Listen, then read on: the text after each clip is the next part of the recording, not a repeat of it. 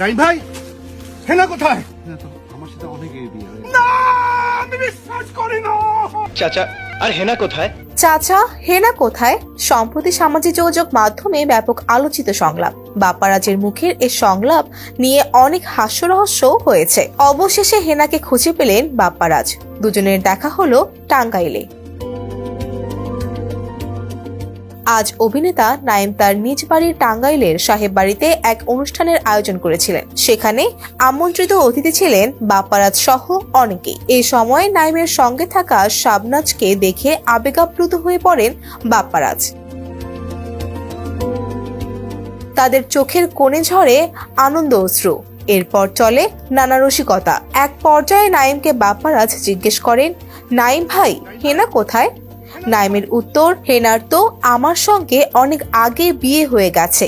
বাপ্পারাজ চিৎকার করে বলে, না, আমি বিশ্বাস করি না। এ সময় বাপ্পারাজকে পিঠ চাপড়াতে দেখা যায় নাইমকে। এ সময় ওই সঙ্গে থাকা অন্য অতিথিরা প্রেমের সমাধি ছেড়ে গানটি গাইতে শোনা যায়।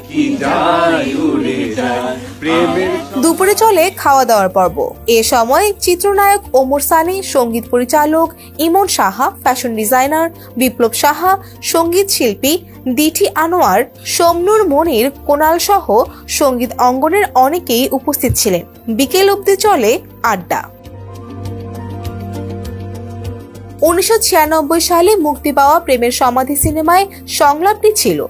পর্দায় ছিলেন আনোয়ার হোসেন ও বাপ্পারাজ, আর ছবিতে হেনা চরিত্রে অভিনয় করেছিলেন শাবনাজ। এই ছবির আরেকজন নায়ক ছিলেন অমিত হাসান। সিনেমাটির নির্মাতা ইখতিয়ার জাহান।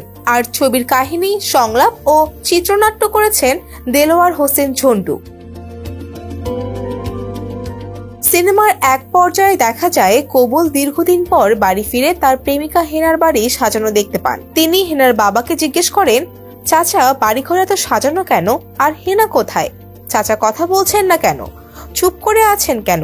জবাবে চাচা বলেন, হেনাকে তুমি ভুলে যাও, হেনার বিয়ে হয়ে গেছে। কবুল তখন আবেগাপ্লুত হয়ে বলেন, আমি বিশ্বাস করি না, আমি বিশ্বাস করি না। দীর্ঘদিন পর এই সংলাপটি সামাজিক যোগাযোগ মাধ্যমে পুনরায় জনপ্রিয়তা পেয়েছে। অনেকেই এই দৃশ্যের ভিডিও ক্লিপ শেয়ার করেছেন এবং নিজেদের মতামত ও অনুভূতি প্রকাশ করেছেন। ডেস্ক রিপোর্ট, সমকাল।